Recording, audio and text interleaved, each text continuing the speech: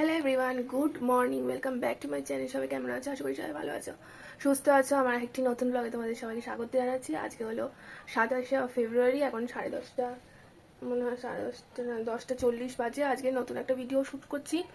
আজকে ভিডিওটা এখান থেকেই শুরু করছি। শরীরটা খুব একটা ভালো নেই, মন মেজাজও ভালো নেই। শরীরটা খুবই ভালো, মানে খুবই খারাপ, মানে খুব খারাপ বলবো না, মোটামুটি আছে। কি বলবো, ওয়েদারের জন্য সবারই এরকম হচ্ছে।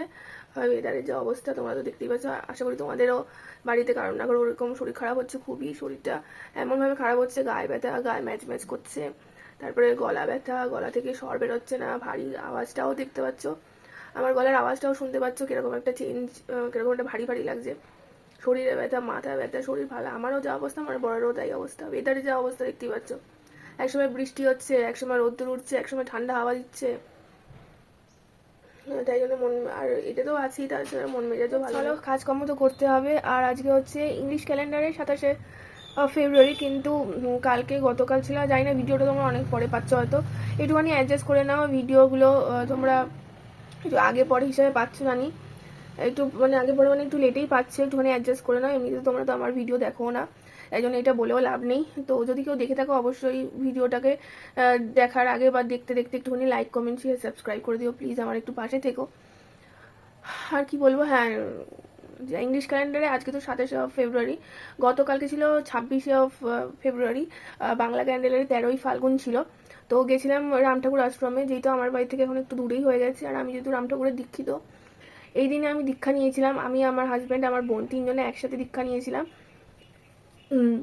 তখন আমি স্কুলে না, তখন তো কলেজে, কারণ তখন আমার আর আমার হাজব্যান্ডের রিলেশনই হয়নি। স্কুলে যখন পড়তাম, না স্কুলে যখন পড়তাম তখনই 11 থেকে আমাদের রিলেশন শুরু হয়েছিল, কিন্তু আমরা যখন নাম দীক্ষা নিয়েছিলাম তখন আমি কলেজে পড়তাম, ও কলেজে পড়তো। এই হচ্ছে ব্যাপার। তো 13ই ফাল্গুনেই আমরা হচ্ছে দীক্ষা নিয়েছিলাম রাম ঠাকুরের। আর এই উৎসবের দিন আমি কোনো দিন অন্য দিন যেতে পারি বা না যেতে পারি, আমি এই দিনটাতে যাওয়ার চেষ্টা করি। হাজব্যান্ড যদি থাকে তো ওই নিয়ে যায়, না তো আমি একাই যাই, যেহেতু আমার মাও যায়, আমার মাও দীক্ষিত। তো মা তো সবসময় যায়, কারণ আমার আশ্রমটা বাড়ির একদমই কাছে, বাপের বাড়ির একদমই কাছে, 10 মিনিটও লাগে না। আর আমি যখন ওখানে ছিলাম, ওই সাইডে ছিলাম, তখনও মাঝে মধ্যেই যেতাম, কিন্তু এখন এখান থেকে যেতে গেলে আধা ঘন্টা লাগে, আধা ঘন্টা যেতে লাগে, আধা ঘন্টা আসতে লাগে। তারপরে তো এই না, এখান থেকে তো ডাইরেক্ট যাওয়া যায় না, ওই তোমার ব্রেক করে করে যেতে হয়। যাই হোক, গতকালকে গেছিলাম, প্রচুর ভিড় হয়, অনেক জায়গা থেকে মানুষজন আসছে, কত কষ্ট করে নাম নেয়। তো গেছিলাম, পুজো দিলাম, এসব কিছুই শ্যুট করে নিই, শর্ট ভিডিওতেও শ্যুট করে নিই। হ্যাঁ, অবশ্য আমার একটা শর্ট ভিডিও চ্যানেল আছে, ডে উইথ মি শর্টস বলে, তোমরা ওই চ্যানেলটাও চেক আউট করতে পারো, ওখানেও আমি শর্ট ভিডিও দিই। তো শর্টও ভিডিও করা হয়নি, লং তো ছেড়েই দাও, কারণ এত ভিড়, মোবাইল চুরি হয়ে যায় ওখানে রীতিমতো, জুতো ফুতো তো চুরিই হয়, মোবাইল টোবাইলও চুরি হয়, তাই জন্য শ্যুট করে নিই। তাই পুজো দিলাম, লাইন দিয়ে দাঁড়িয়ে, সে বিশাল বিশাল লাইন দিয়ে দাঁড়িয়ে পুজো দিলাম। তারপরে প্রসাদ নিলাম, আর খিচুড়ি ভোগ করা হয়, মানে ফ্রিতে সবাইকে দেওয়া হয়। আর এই খিচুড়ি ভোগটা এত মানে অসাম হয়, জানি ঠাকুরের প্রসাদ এমনিতেই খুব অসাধারণ খেতে হয়, কিন্তু এই খিচুড়ি ভোগটা জানি না কেন আমাদের সবার এত ভালো লাগে, আমার বরের যে এতই ভালো লাগে যে এই খিচুড়ি ভোগ নেওয়ার জন্য আমরা প্রত্যেকবার ছুটে ছুটে যাই এই 13ই ফাল্গুনে। তো খিচুড়ি ভোগ লাইন দিয়ে নিয়েছি, 2 কৌটো নিয়েছি, বাড়ি চলে এসেছি নিয়ে, যেহেতু আমি একা গেছিলাম, একা এসেছি। তো এইসব করে আমার শরীর এমনি খারাপ, কালকে আরও খারাপ হয়ে গেছে। এইসব করার পরে এসেছি 4:30টার পরে, তার মধ্যে আমার বরের সাথে এমনি একটু ঝামেলা চলছে, কালকের থেকে আজ অবধি হয়ে গেছে, কথা হয়নি, ঝগড়া হয়েছে একটা কারণ নিয়ে। সব কিছু আমি সোশ্যাল মিডিয়ায় বলতে চাই না, এসব বর হাজব্যান্ড ওয়াইফের মধ্যে এরকম ঝগড়া লেগেই থাকে সব বাড়িতেই, কিন্তু এটা আমি সোশ্যাল মিডিয়ায় বলতে চাই না। হ্যাঁ, ঝামেলা হয়েছে, এই প্রথম যে আমি গোটা কালকের থেকে আজকে অবধি কোনো কথা বলিনি।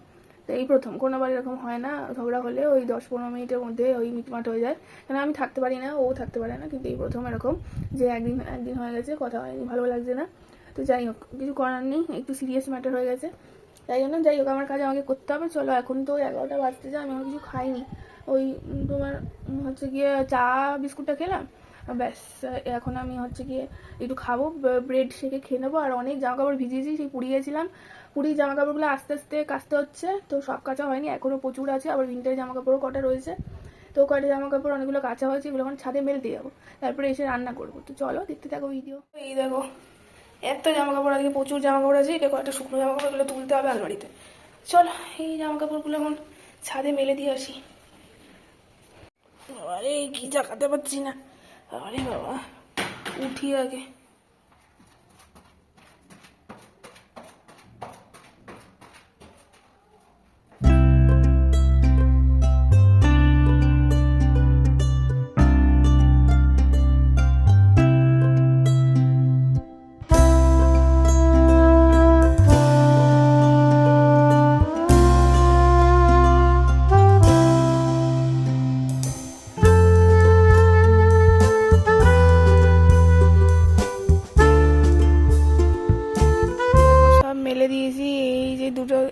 একটা দড়ি ছিল আর একটা দড়ি বাঁধলাম, এখান দিয়ে অনেক জামা কাপড় তো এখানে মেলেছি আর ওখানে দুটো মেলেছি। চলো এবারে যাই নিচে, গিয়ে রান্না বান্না করতে হবে। আর আকাশটা মাঝে মাঝে মেঘলা হচ্ছে, আবার রোদ্দুর উঠছে, এই হচ্ছে খালি। চলো নিচে গিয়ে আবার রান্না বান্না করতে হবে, অনেক কাজকর্ম আছে। চলো মেলে দিলাম, আর গাটা কেন কুটকুট কুটকুট করছে, কি জ্বালা তো তো।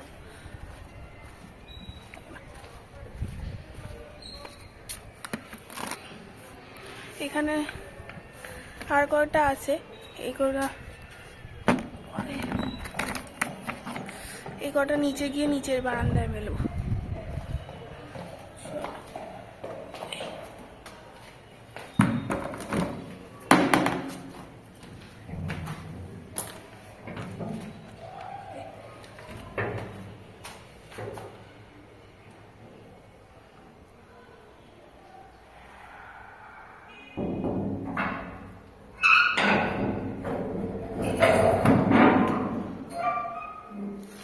এখন পেঁয়াজটা ভাজছি, শাক বসাবো।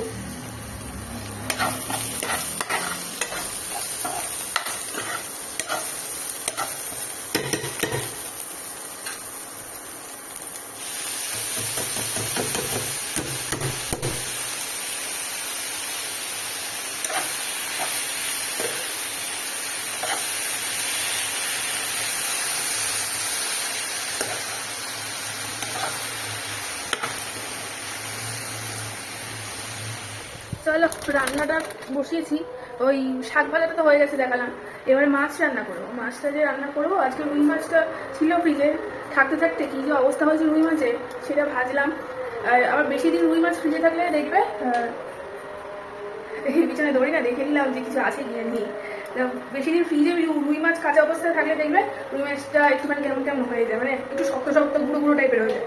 তো ভাত দেখে দেখছি যে অনেকটা কটা মাছ গুঁড়ো গুঁড়ো হয়ে গেছে। তো যাই হোক ভেজে নিয়েছি, আলু ভাজবো। এবার রুই মাছটা থেকে কী কেমনভাবে করি সেটা তোমাদেরকে দেখাবো। এমনিতে ঝোল আমরা রান্না করি নর্মালি, পেঁয়াজ বাটা টমেটো বাটা দিয়ে নর্মাল, বা এমনি তোমার কালো জিরা ফোড়ন দিয়ে পেঁয়াজ কুচি দিয়ে রান্না করি।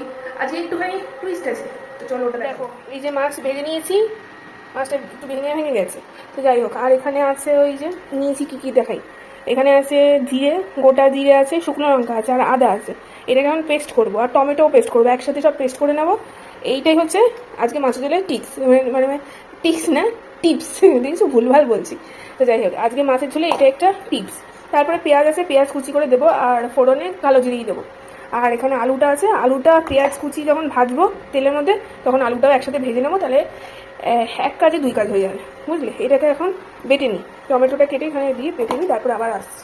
দেখো দেখো বেটে নিয়েছি, শুকনো লঙ্কা, টমেটো, আদা বাটা আর জিরে, গোটা জিরে বেটে নিয়েছি। আর এখন হচ্ছে গিয়ে যে পেঁয়াজটা ভাজছি, এবারে আলুটা একটু পেঁয়াজটা ভাজা ভাজা হয়ে যায়, তারপরে আলুটা একসাথে ভেজে নেব। এক কাজে দুই কাজ, একটুখানি ভাজা হয়ে গেলে এটাকে আলুটা দিয়ে দেবো। কী বলো তো,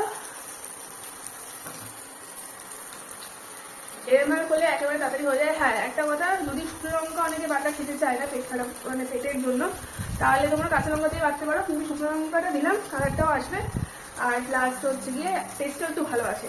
আর যদি শুকনো লঙ্কা অনেক সময় না বাটা খেতে চাও, তাহলে ওই শুকনো লঙ্কার ভিতরে যে বীজগুলো আছে, তো বীজগুলো বার করে দেবে, তারপরে বাটবে, তাহলে পেটও খারাপ হবে না, পেট খারাপও হবে না, পেটের ক্ষতিও হবে না, লাল রঙটা আসবে। বা কাশ্মীরি লঙ্কা পাওয়া যায়, সেটা ইউজ করতে পারো শুকনো লঙ্কার বদলে। যাই হোক, তো বেটে নিলাম। এবারে সবসময় তেলে একঘেয়ে রুই মাছের ঝোল, আর আমরা দেখবে বাঙালিরা ম্যাক্সিমাম ঘরেই, সাধারণ ঘরে আমরা রুই মাছ কাতলা মাছটা খুব কম খাই, রুই মাছটাই বেশি খাই। তো একটুখানি ডিফারেন্ট করে করলে না খেতেও ইচ্ছা করে। তো যাই হোক, তো এখন আলুটা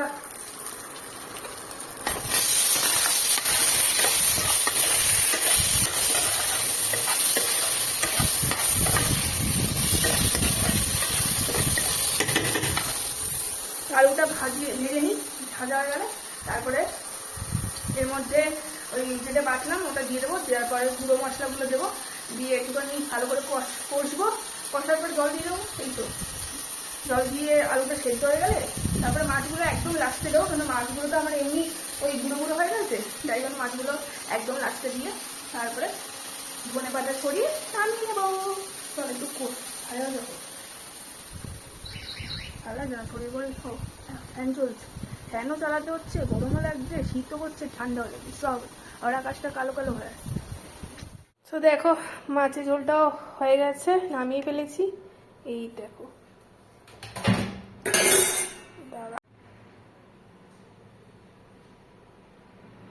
ধনে পাতা দিয়ে দিয়েছি, আর দেখতে ঠিক এরকম হয়েছে। খেতেও ভালো হবে, যেহেতু আমি ভাত খাই না, রুটি দিয়েই খাবো। তো নামিয়ে ফেলবো এটাকে এবারে। আর এখানে ধনে পাতা তো অনেক কিনেছিলাম, ধনে পাতা এবারে আস্তে আস্তে উঠেও যাবে। তো এটাকে এখন ধনে পাতার বড়া ভাজবো।